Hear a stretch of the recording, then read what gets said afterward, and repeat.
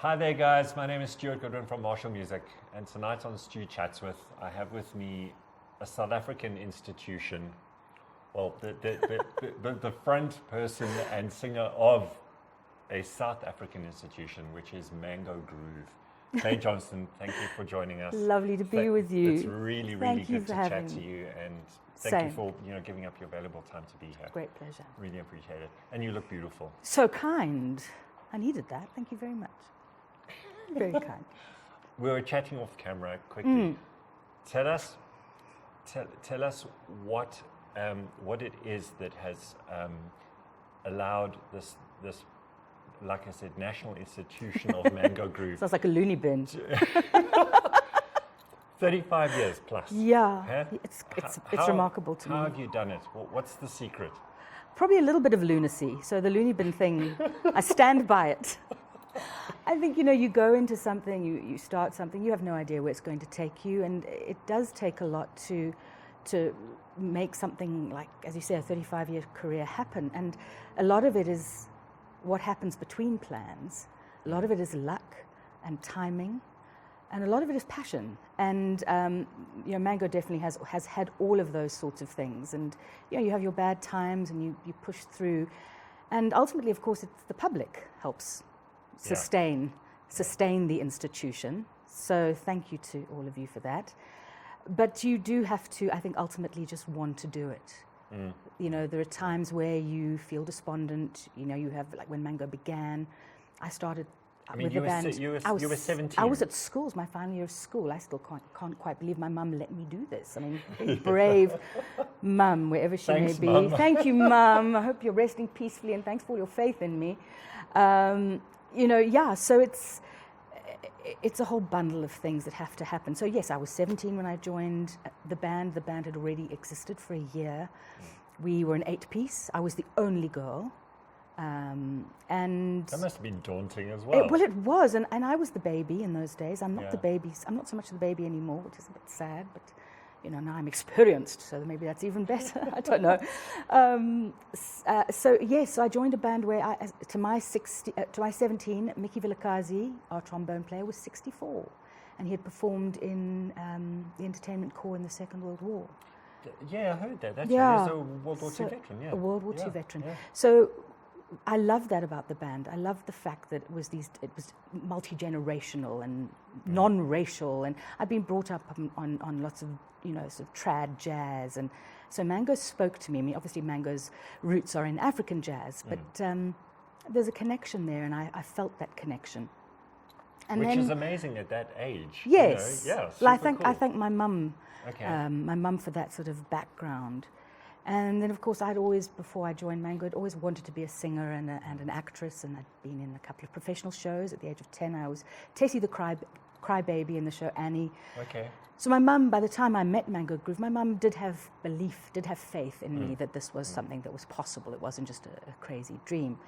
But I'm all over the place. Back to your question about what makes something like Mango Groove so sort of have such longevity. It is surviving the disappointments. It's the support from the public. It's the the thrill you get from it, and that you've got to this day we still have that thrill, have that joy. And your thrill is the live performance, huh? I would say definitely. I've made friends with the studio. I'm fine with the studio, but the thing that I was always interested in was that interaction with the audience, was the in the moment thing. Yeah. Not the crafting of the song, although I have become more interested in that. But it was the performance aspect. Absolutely. I mean, that's going back right to the roots. That's how music originated. It was performing for people. And that's why the people I respect are the ones who can perform live, and they sound like they do on record. That's what I want from a live show. Yeah. Tell me about your early musical influences, artists or bands or singers. Who did you love growing up? Growing up, think people like Ella Fitzgerald, Louis Armstrong, Shirley Bassey, a lot of the musicals, the sort of show tunes. And then when I was 10, I heard of the band Blondie. Yeah. And instead of thinking I wanted to be Judy Garland, I suddenly thought I want to be Debbie Harry. She was cool. So that's when the shift. She was cool. Oh, and she still is. You look like her. Oh, God bless you. No, I took a look at her and I thought, that's what I want to do. Yeah, And yeah. she's still super cool. She's cool, in fact, cooler than ever. She's in her 70s, and she's brilliant still. You know, she's still got that unique sort of thing about her, and she's true to herself. And that's what I like. I like the integrity. Yeah, I mean, she was she was called, one of the first punks or so, and she She really was. was punk. She was part of that CBGB scene. Tunes, but she was a true individual, and She survived that early New York punk scene. yeah, A lot of people didn't. yeah. Yeah, she's done well. Oh, she has. Yeah. And music nowadays, what do you listen to? Do you? I go back into the history all the time. Go back to the music I loved then. But I mean, I like anything that's sort of interesting. And what I cannot do the auto-tune, overly produced thing. I'm trying to think who I like at the moment. I mean, Muse I love. When did they last release an album? I forget. A couple of years ago. The South African guy, Mike Langer, produced it. Do you know, I didn't know that. Yeah. Because I'm a big Matt Langer fan. I didn't know he did because that. they wanted to sound. They wanted to do the whole overproduced Def Leppard And he's thing. the king of that. Guy. He is the guy. Yeah. Okay, great. So, I didn't know that. That's even better now. Yeah, I love Muse. Because that's a super, successful South African is Matt Langer. Yeah. I mean, everyone wanted to work with him. He's like a bit of a god. Yeah. So musically, no, I'm more of a rock chick than people would imagine. Okay. I love bands like I love Nirvana. Again, it's that sort of that integrity and that commitment and that passion. Raw passion. The raw passion. It's more my thing than anything else. Yeah. I don't want to go and see a show where it's choreographed to the max and everyone's lip syncing. And I think you were about to say, I'm jumping in, you were going to say good songs. Yes, Great Well, he was songs. passionate about songwriting. Yes, Yeah, yes. yeah. He hated that whole sort of MTV. Well, he hated the stardom. He hated it, and that's probably what killed him. Yeah, But the good song, and that for me has always been a keystone. Yeah. And that's something that Blondie, for instance, Blondie had that. Yeah, good message. Yeah, and good melodies and hooks. I love that. Kind of like Mango Groove. Oh, I like you more and more by the moment. Thank you. Yeah, I mean the songs are, the Mango Groove songs are embedded in our hearts. I mean. Well, we were lucky enough to just be. I'm going back to your original question, which is how has it been possible for us to have such longevity? And I haven't really actually answered your question. You've just helped me answer it, I think, by reminding me of the fact that Mango went through. As South Africans, we all went through a lot together during the time when Mango Groove's music was being played almost constantly. So we became, to quote our late great trumpeter Banza Khaswane, more than music, because there was because it was of its time. There was a message. It was, it was more than music. So Banza, I think that was one of the best things that anyone in Mango ever thought of to say about what Mango was doing. Yeah. And talking about iconic South African artists, I think of Johnny Clegg is another one. Tell us about. I mean, I know about the sort of trouble that Johnny got into with the police and all that back then. What was it like back in the late 80s, early 90s with the whole racial thing and your multicultural band? Were there some scary moments? Were you threatened, intimidated, or? We did have some moments. I know we found out. That the security police had been paying attention to us and listening in on phone calls. John Leyden, the founding member, and my very dear ex-husband and best friend. Who wasn't allowed on the stage at the Samas. Who was not allowed on stage at the Samas. If he'd gone dressed up as me, it might have been different. I don't know. I think I'm so recognizable, and I had this attack of shingles, so I couldn't go. Okay. Anyway, that's another story. But a more dramatic story was that he was arrested in Soweto, dropping off Jack Lerole, dropping him off after rehearsal, and it was after 9 o'clock. And what people forget is that the pass laws applied, equally. In other words, if you're a white person in Soweto after 9, so he was arrested on a pass violation, and it was written. I think it was written in Afrikaans, and the translation was soliciting. So John was caught soliciting in Soweto. Indeed, he wishes. Oh, okay. So that sort of thing. Things like piling into a combi and breaking down, and not all being allowed into the same venue because of because of our color difference. So the white people would be allowed into this bar, waiting to have the vehicle fixed, but the black South Africans would not have been allowed in. That sort of thing. There was a lot of that. But generally speaking, would you say that your audiences were very, obviously, overwhelmingly receptive to your to the thing? I think it was a battle. I mean, it was a journey. I think journey is more accurate than battle.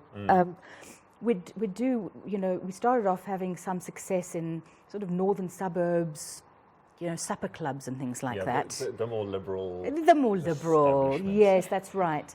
And then sort of the kind of underground clubs in town. And then we'd do the odd thing. I remember we did a strange gig in Alex. Okay.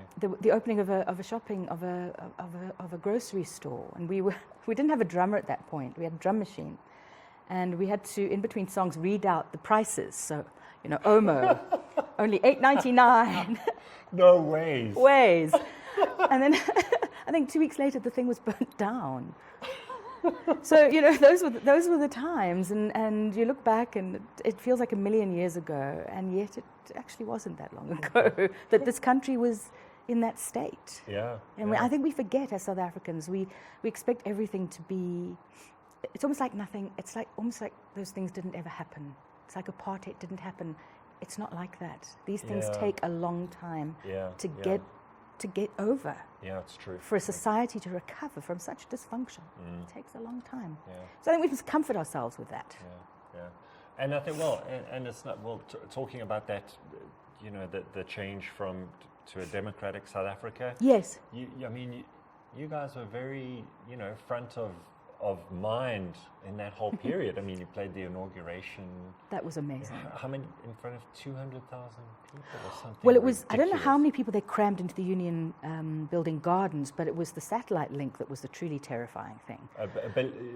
Well, they... Hundreds of millions of people. They always go mad for I think they always exaggerate, when they have these link-ups. But you're talking several million people, and you almost can't think like that. You've just got to go and see the people in front of you. That's intimidating enough. And connect with them, and then hopefully the magic will come through the television set to everyone else. Did you meet out Madiba there. that day? Very briefly, but I'd met him prior. I met him before he was even. I met him thanks to Dolly Tambo. I met him prior to him becoming president of the country, and just the aura. It's what everyone says about him. Yeah, I almost met him. What were the circumstances? Just at the airport, and he saw me. I looked, made eye contact, walked towards him. Yes. And the security guards just went. You know what? If it hadn't been for them, you would have met him because he was so open. Yeah. He I was just hear about that aura. Such a non-politician. Yeah. He was a statesman and just a mensch. Yeah. Other amazing memories over the years, like, can you top that?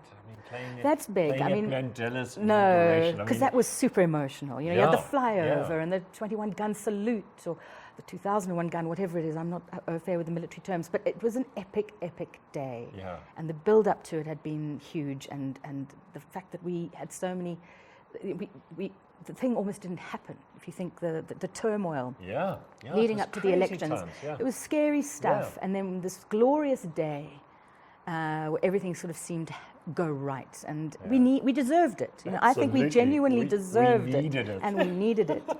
Other than that, I think it's the first time you hear yourself on radio. That's always a big deal. The first time you start to travel the country, the first time you play a big venue, the first time you travel abroad. Those are all big. Rock Against Racism in Paris, that was amazing. It was raining, and the audience to Special Star had their umbrellas, and they were all bouncing up and down, and that was 200,000 people. Was that down the Champs-Élysées, or no? It was a big venue. Okay. Like a big sports field. Okay. I wish I could remember the exact details. I just remember these umbrellas because it was raining, and we were sort of, oh no, but the umbrellas were bobbing, and we thought, okay, well that's a good sign. Fantastic. Yeah. Let's talk about your band. 11-piece band. That's 11. That's incredible. Absolutely. The logistics involved. It's always a bit hair raising. It's become such a happy bunch of people. Yeah. Because obviously over the years it's evolved and changed, and we've had people pass on. Buns is in the great orchestra in the sky, and so is Mickey, and we've had those sorts of sadnesses. But there's always been someone to come in and be inspired by whoever they're taking over from. Yeah. So there's always been like a continuation, like a passing over of the baton. Yeah. So the current incarnation of the band is very happy, and it's got the right amount of kind of youthful energy and experience. To we've keep got you on your toes. absolutely. No resting on my laurels. But we've got Beulah. I mean, Beulah's 71 years old. Really? Beulah is 71 years old, and she's one of my heroines because, you know, her and Debbie Harry. Yeah. It shows you what's possible. Yeah. Wow. Why not? Yeah, it's brilliant. You know, if you look after yourself. Yeah. And if you and I come back to my main thing, which is if you still want to do it, if you still are passionate, if you're still good. I don't want to be 71 and everyone's going, oh, shame. Yeah. Oh dear, we can't tell her. You know, the emperor with no clothes. You can't tell her. She really should just go home, and lie down. Okay, so tell her she's got to retire at 85. Another 15 years. 85. Yes, okay. You See would if do I it last for that another long. 15 years, wouldn't you? Well, now yes, but now Yeah. I'm in my early 50s, so No way. I've got time. I've still got some time. But 35 max. oh, bless you. What do you want? What does he want? No, I think it really does come back to it shouldn't be about how old you are. It's about what's inside Well, you. absolutely. I mean, I just finished Keith Richards' autobiography, and Oh, and he and says good. right at the end, he says, you know, everyone slates me for being an old fart, and why No. doesn't he pack it in? And he's got enough money, and he says it's not about the money. Doesn't need the money. I've got the money. Yes, I'm stinking rich. I don't care. I just want to play my guitar on stage. Yeah. That's all I care about. That's all I've done my whole life, and that's all I want to do. No, and he does it that's so what it's well. about, yeah. He does it so well. Yeah. Never forget, you know, we opened for them, and he has Yes, of he course, has his yes. own liquor cabinet on stage, flight case liquor cabinet. That I thought that was the height of sophistication. I want that. So did you get to hang with the guys and chat a bit with them? Met Mick Jagger, Yeah. Charlie Watts. Yeah. Charlie Watts was very sweet. Mick Gentleman, Jagger was perfectly dressed. very much the gent, and Mick Jagger was very charming as well. Yeah, And yeah. you know, it's nice that they When want was that? to. 94. Yes, that was 94, and it's Yeah. nice that people actually, or 95, 94, 95. Yeah, yeah. It's nice that, you know, they are keen to meet this Oh, sort of that's opening act. Yeah, Because that's that's not always the case. Yeah, absolutely. And, you know, it was quite something, you know, being led into their dressing rooms, which were, I mean, Mick Jagger was at this point, he was running 10Ks a day. The room was just full of water. Bottled water, bottled water. He was just a health nut. Yeah, yeah. And, but just that sense of, oh my God, that's Mick Jagger. So I mean, were you a bit starstruck? And do you still get a bit- 100%, absolutely starstruck. I mean, you know, that's the sort of guy who, you know, if you want to be in the music industry, even if that's not going to be your style of music, that's who you want. You want to be that kind Yeah, of, I mean, it oozes that yeah. thing, you know, yeah. And yeah. to have that longevity and that power just is like, it's overwhelming. They're amazing. And they're still going. And they're still going. I think my friend's going to go watch them in the next couple of months. Yeah. And I bet they'll be good, Still because going. I don't think Mick Jagger would get out there and do it if he was No. going to be But as a lame. fiddle, he'll hoy. I know he's had some health issues, but apparently he, like Keith Richards, should be studied by teams of doctors because apparently he's also unbeatable.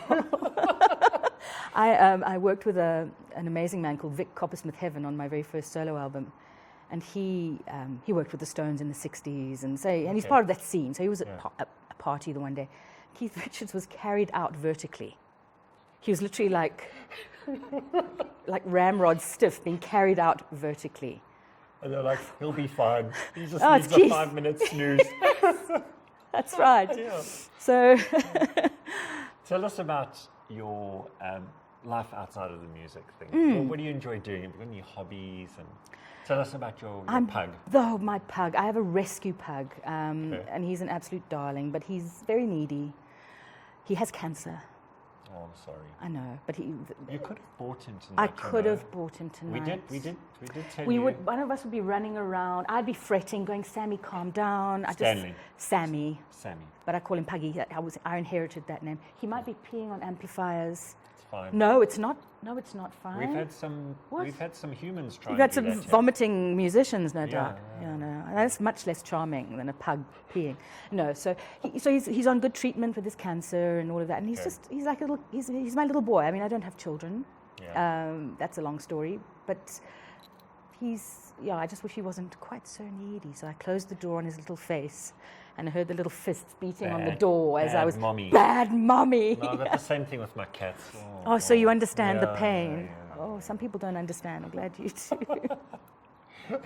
And hobbies, what do you get up to? Hobbies, I'm desperate to make amazing things.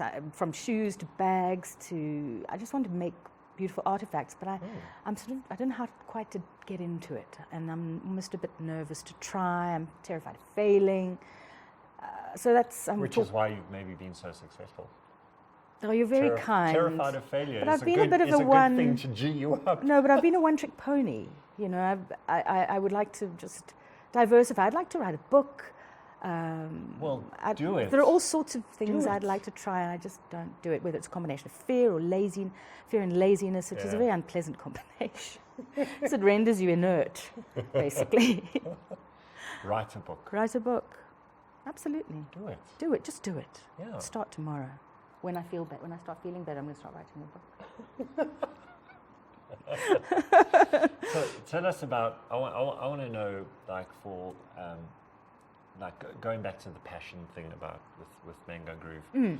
What is your advice for young singers, or songwriters trying to get into the industry?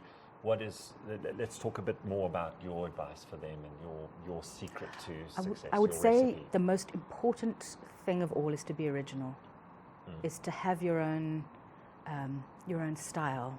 I think we all start off a little bit imitating people, and then we eventually find our own way. Well, like the Rolling Stones, their first 4 albums were cover albums. Well, that's a jolly good point. And then the 5th album, they introduced 2 originals, and eventually 6th album. You know your stuff. They were all. That's absolutely right. So you gain a confidence, and you gain some. You get some musical chops going, and then you eventually find your own, dare I say, groove. So I would say that that's what you're working towards as a young musician. You start off becoming proficient, but try not to get stuck in as an imitator. It's good to imitate to some extent with the view to finding your own voice or your own style.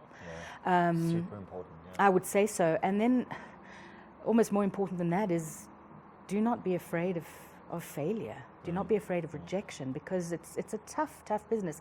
I mean, as much as you have more power now as an artist, in the old days, back when we started out in the 80s, you wouldn't get to radio without a record deal. Yeah. And if you were going to do get a record deal, massive backing, and if you were lucky, they'd give you like a 6-option album deal, and it was their option. Yeah. They could drop you like a hot tomato after the first album. We had that in the States. There was almost a bit of a bidding war on our very first album, where Seymour Stein, Madonna's Sire Records, he found Madonna. Well, she'd been found already, but he put her on the map. Yeah. With Sire Records, and he loved Mango. Okay. And he was bidding in Atlantic Music, and we had people who had been investing in that first album, the one that finally got released, because we had several false starts. They chose Atlantic, and we were taken to America, and we did a show or two, and there was some excitement. And then the Gulf War hit, and the guy who signed us lost his job, and next thing there's a sense of, well, what are we even going to do with these guys? Because it was still, this was 1990, South Africa was still a pariah globally. Yeah. So it was, how do we sell them? We like them, we're not sure how to sell them. Yeah, so anything risky goes out of the window, sadly. So that was a bit of an eye-opener. So now, as a young artist, one has more power over one's own career. The artists have more power in their own hands, and they've got more control over their careers. They can actually get themselves to the market more easily now, as opposed to having to get a big record company to sign you. So that's a good thing. The industry will never be what it was. It's a different beast, and it's constantly changing. It's constantly changing. Everything moves so quickly now. And I hear myself say that, and I sound like a really old lady. But it does. It's with technology and the way one accesses music now. It's just different. You experience music differently, and that's both good and bad. Like with anything, there are upsides and downsides. Claire, it's been amazing chatting to you. We're Thank out of you. time. Thank you so much for joining me. Huge pleasure. Thanks for And having me. I'm a bit starstruck. What? Yes. Oh, don't be silly. It's I'm being me. serious. Thank you. I'm being serious. Oh. Like, Mango Groove. Thank you. Absolutely wonderful, wonderful memories from my younger Yeah, days. memories. That's the power of music, really, is memories, Yeah, isn't it? absolutely. That's what I love about it. Yeah, good times. Good times. Keep it up. Do my Write a best. book. Write a book. Do another solo album. Make things. Do another Mango Groove Yes, album. definitely. Make I things. promise. You've inspired me to do it. Thank you, Claire. Thank you. Thank you. Cool, guys. That's all for now. And thank you for joining us. And we'll see you next time.